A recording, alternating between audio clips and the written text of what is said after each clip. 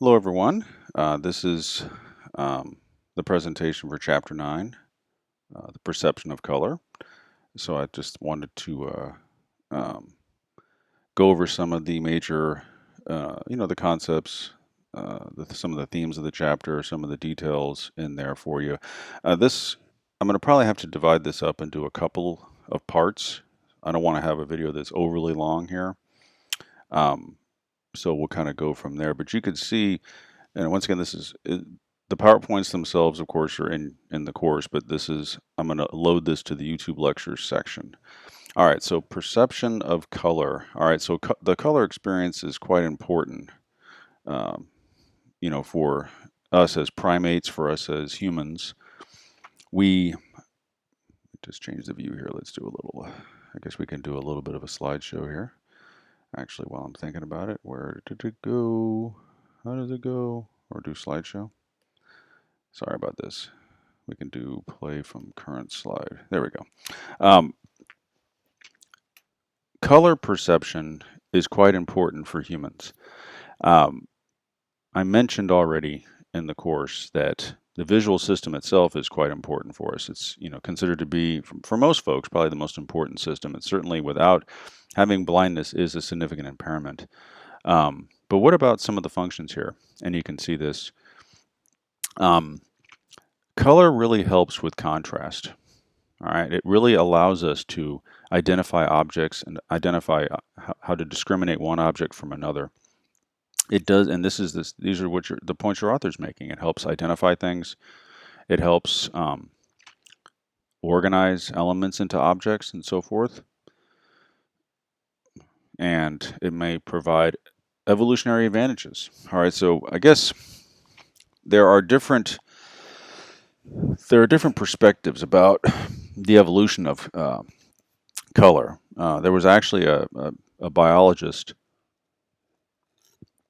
named Christine Ladd, who many years ago came up with the notion that the color system evolved after the black and white system. The idea that the black and white system was older from an evolutionary standpoint. But I'll try to get to that a little bit later. But you can see just from this image in your book that when I'm looking at this on B here, this is the same thing. It's just one's in black and white, one's in color. That having the color, I can really discriminate things. In particular, you'll note the berries. Okay. Berries, I can really, here it's hard to see them. Now, you could manipulate this black and white image and maybe make it easier to see the berries, but there's no question about it. If you had to look, if your life depended on these berries for survival, so just think back in time when humans were more of a hunter-gatherer society, let's say 100,000 years ago or whatever, pre-civilization, when we were just tribes, wandering and gathering and hunting and stuff like that. This would be tough to do. This is much easier. I can at least see the berry. Now, whether or not they're poisonous is another thing, but at least you can discriminate. So color really allows one to discriminate things. And so color blindness affects visual acuity, in a sense. And you can see here the inability, if your color system doesn't work right, it can be difficult to detect what kinds of fruit you ought to eat. Color is often a sign. It can be used to determine if food is, in part, obviously the smells you can use your olfactory system, but in part it allows us to know if the food we're eating is suitable, right? That's one of the first things you look for, What about the stimulus of, we talked a little bit about the stimulus here of light earlier in the course. Electromagnetic radiation, 400 to 700 nanometer length, which I believe is, it's here. You can see that again. This is the visible spectrum. So one of the first theories, you can see Isaac Newton here, the genius physicist. He focused on the stimulus of light. All right, the stimulus itself, and that perception of different colors depended more, pretty specifically on the particular wavelength that's being reflected or emitted towards you.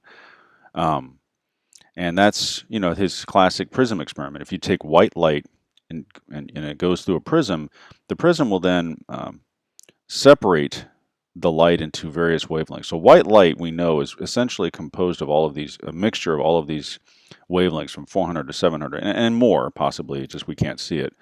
And that's what he's showing here with his classic prism experiment. And that's, so that he was focusing more on the stimulus of light. Now here, one of the things I just mentioned here, reflectance and transmission. When we talk about light, light is generally either transmitted by a source. So for example, it could be sunlight. That's obviously being transmitted by the sun. It could be transmitted by different sources of luminance, like different types of light bulbs and whatnot.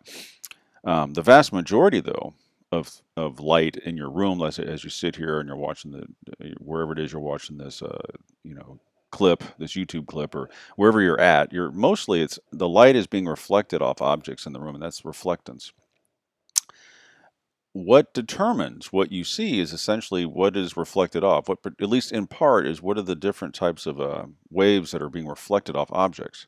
All right, so this is shown here. So here's light is coming down. Usually it's from above, right? And depending on the material you're looking at, certain wavelengths will be reflected more than others. So you have a certain amount of absorption in the material. So like, let's say if you're looking at a white piece of paper, here's the light, 400 to 700 nanometers, and all of it gets reflected back equally. And that we perceive generally as white.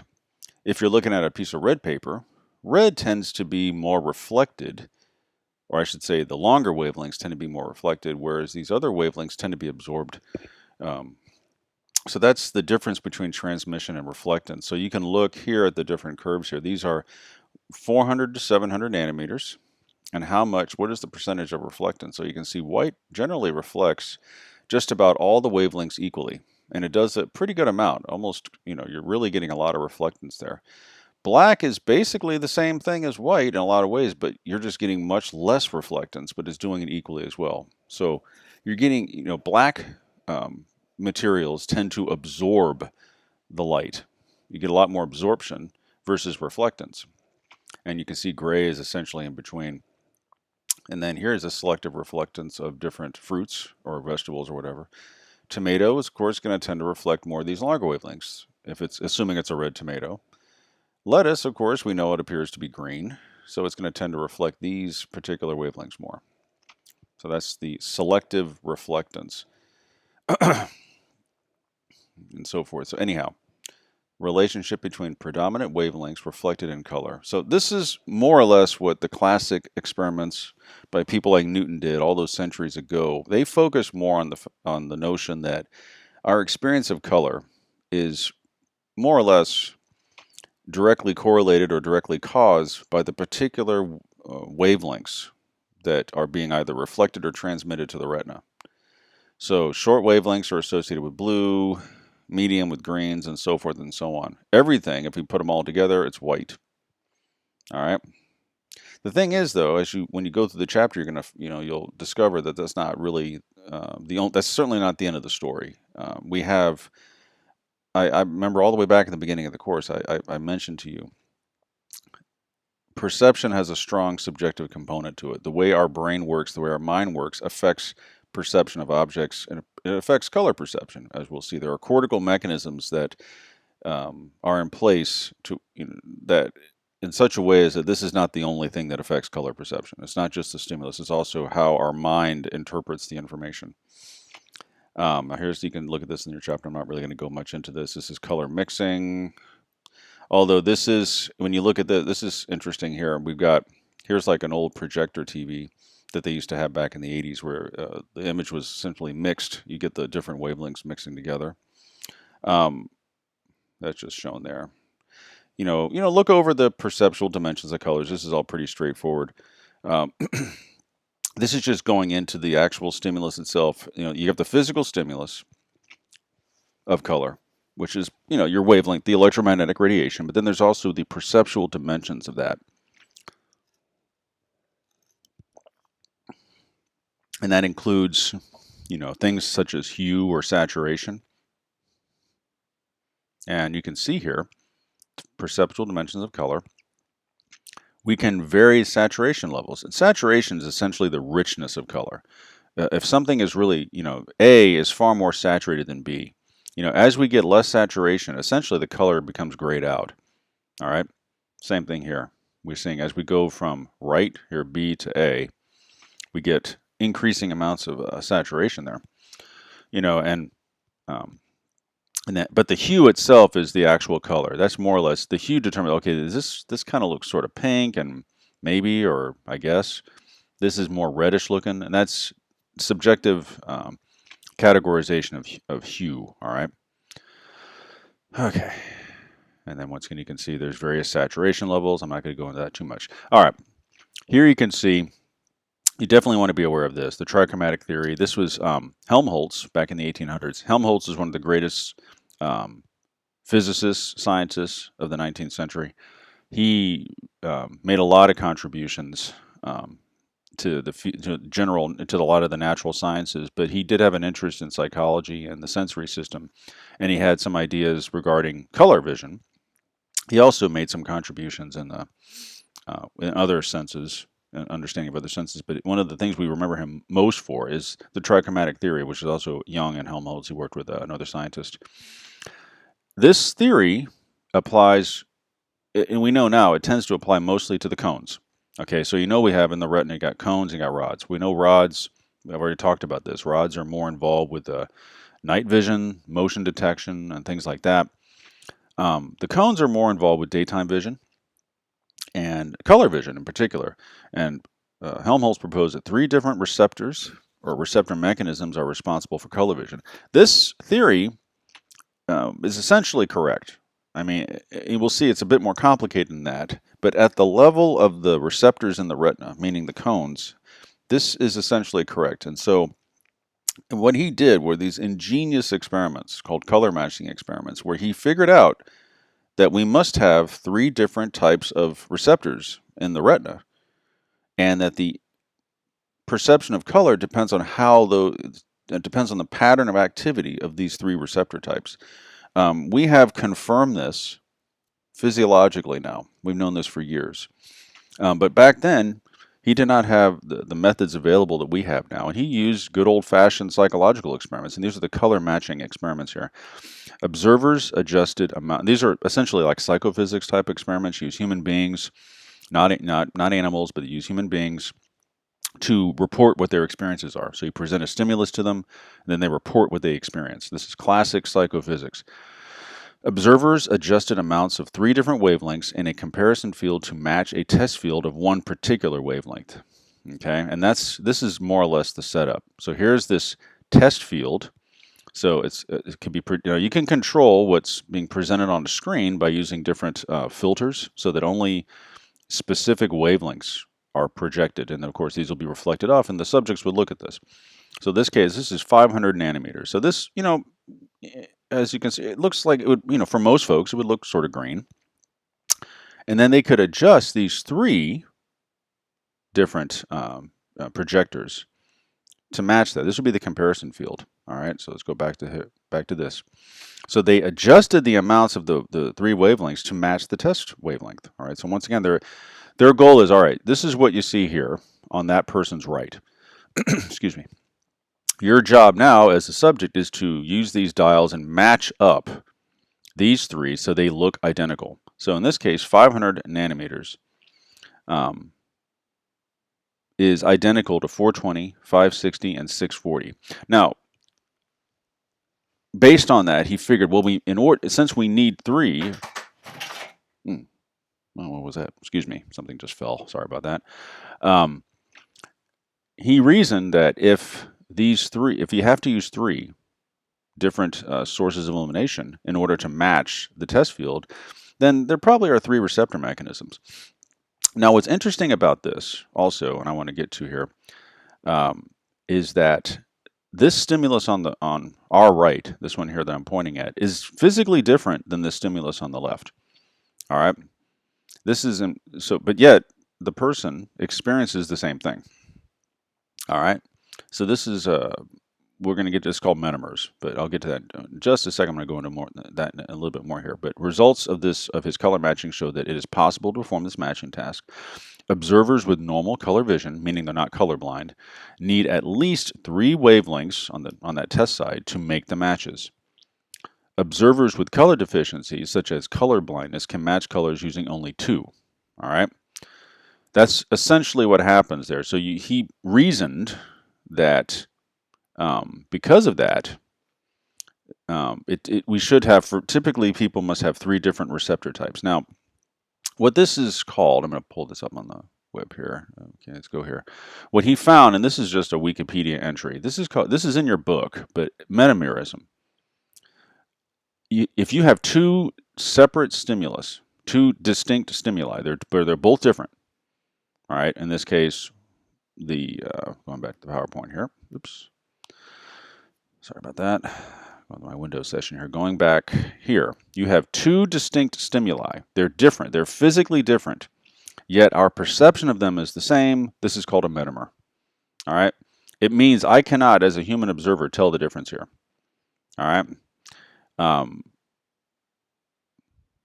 And that's what a metamer is. You can see here, this is just a Wikipedia entry, but it's correct. Metamerism is a perceived matching of colors with different spectral power distribution. That just means they have different wavelengths. Colors that match this way are called metamers.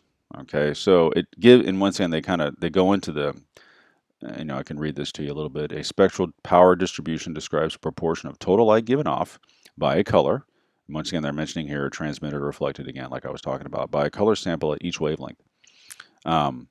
The human eye contains only 3 cone receptors, which means that all colors are reduced to 3 sensory qualities called tristimulus values. Okay, that's the long, medium, and short wavelength expression. Metamerism occurs because each type of cone responds to the cumulative energy from a broad range of wavelengths, so that different combinations, this is essentially the trichromatic theory, different combinations of light across all wavelengths can produce an equivalent receptor response.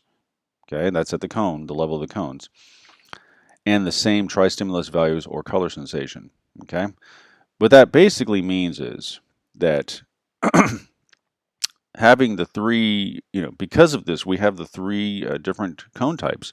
We can experience millions of colors because we happen to have 3. If you have, like when they mention your metameric failure, this would be one of the problems there. With color blindness, you essentially only have, and this is in the chapter later, but you only have 2 semi-functioning cones. So you have the person who has color blindness has essentially more metamers. They experience more metamers than a person with a 3 receptor mechanism.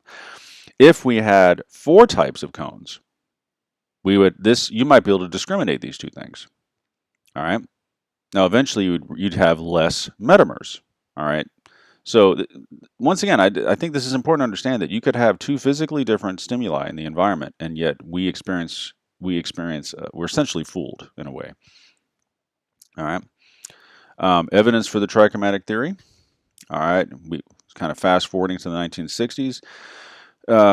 Basically, the physiology confirmed what Helmholtz was doing. We found that we have 3 different types of pigments in the cone. So remember the cones, the cone anatomy.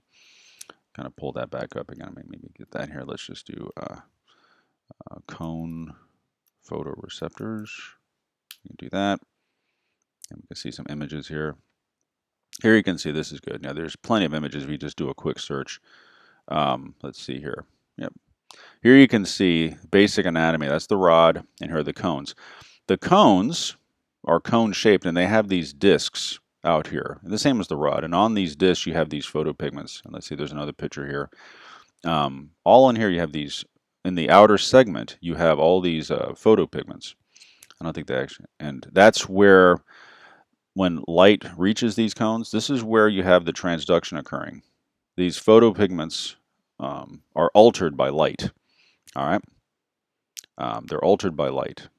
Get back up in here, and it turns out that we have 3 types. Where some cones, they tend to maximally absorb this short wavelength. Some cones maximally absorb the middle, sort of the mid-range. Then some cones maximally absorb the longer wavelengths, and that's shown here graphically. All right, so this is the so-called short, medium, long. Note, like for example here with the long cone, so to speak, you get maximal absorption here, but it also absorbs all the way down into the blue range. It's just not nearly as much. So the idea here with the trichromatic theory is every color is going to produce a different activation level for the short, the medium, and the long cone. Every, any EM radiation that's reflected or transmitted is going to, our cones are going to be differentially activated, and that pattern in part determines what our color experience is. Basically, that's what they're trying to say. So you can see here, color perception is based on the responses of the three different types of cones. And this is the essence of the trichromatic theory. Combinations of the receptor responses across the three cone types lead to the perception of all the colors that we can perceive. Not everything. There are certain colors that are metameric to each other. All right, so it is a limited system. So why don't we have 4 cone types? Why not 5? Well, that's just what we have. Whatever works. I mean, I guess depends on how you want to view it from an evolutionary standpoint. If it works, why change, right? If we, this allows us to experience millions of colors, really. Maybe that's good enough. I mean, that's if it's good enough for us to adapt to the environment, then there's no reason to change, I suppose. But here you can see, just graphically, some of the different patterns. Like blue, you're going to tend to get more of the short cone activity, but you also get activity of the medium and the long. Here's white. Notice it's equal across, pretty much. Here's your yellows and greens and reds. At least that's showing you the different pattern of activity, and that's shown here. So this is nice because this is the metamerism, is what I was just talking about. The classic experiment. It's really impressive what Helmholtz did, because he was able to figure this out without, he didn't have to take direct, he didn't have to study the photoreceptors directly. So it's really ingenious what he pulled off. But here you can see again, we have 2 different stimuli.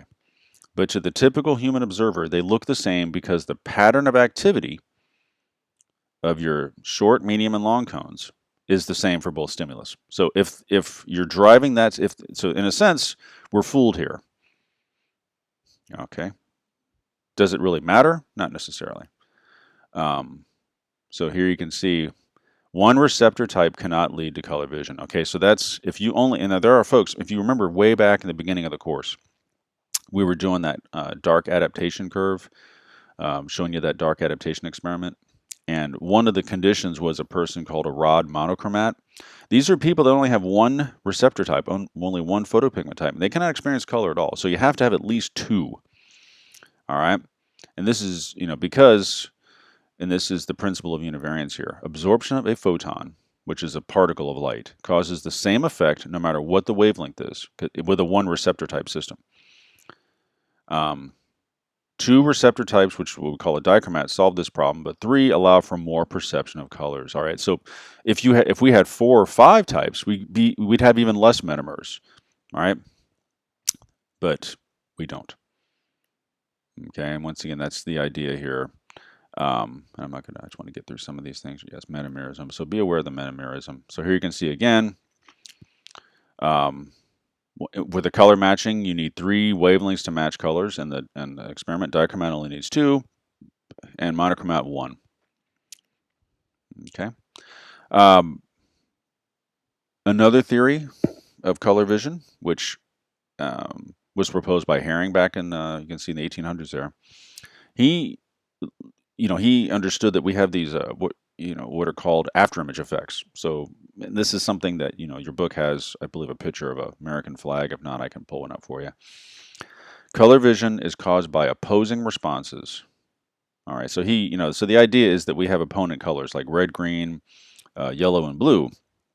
And this particular, that's the behavioral evidence. Color after images and simultaneous color contrast show opposing pairings. And here's your red, green, blue, yellow. And this doesn't apply to the cone system, but it does apply to the retinal ganglion cells that are connected to the cones. And you can see, like, if you pull up, if you just do a search, let's see, kind of going back here with searching again, going back to Google here.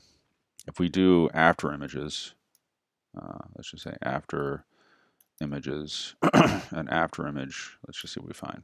Be careful. Yeah, here's the classic one. If you go and do a search and you look at this, if you stare at this flag for some time, then look away to like a white surface or whatever, you'll get the opposing colors will briefly flash on, that's the idea, is that you're saturating out one system and then you're releasing the others in another system. So as I look at green, I guess you could say I'm inhibiting the red response. So when I look away briefly, the red response is allowed to let loose, so to speak. And you can stare at that. It might or might not work. But that's evidence for an afterimage. And it turns out that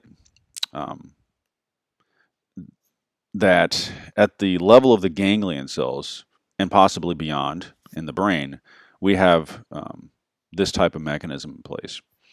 All right, and that's the opponent process. 3 mechanisms: red, green, blue, yellow, also white, black. They respond in opposing fashion. And this has to do with how the retina is working, but it seems to apply more to the ganglion cell level than to the cone level. Although that's not necessarily, I mean, the cones are involved with all of this stuff, so I don't want to rule them out completely. Okay, so let's see, I want to get further along here.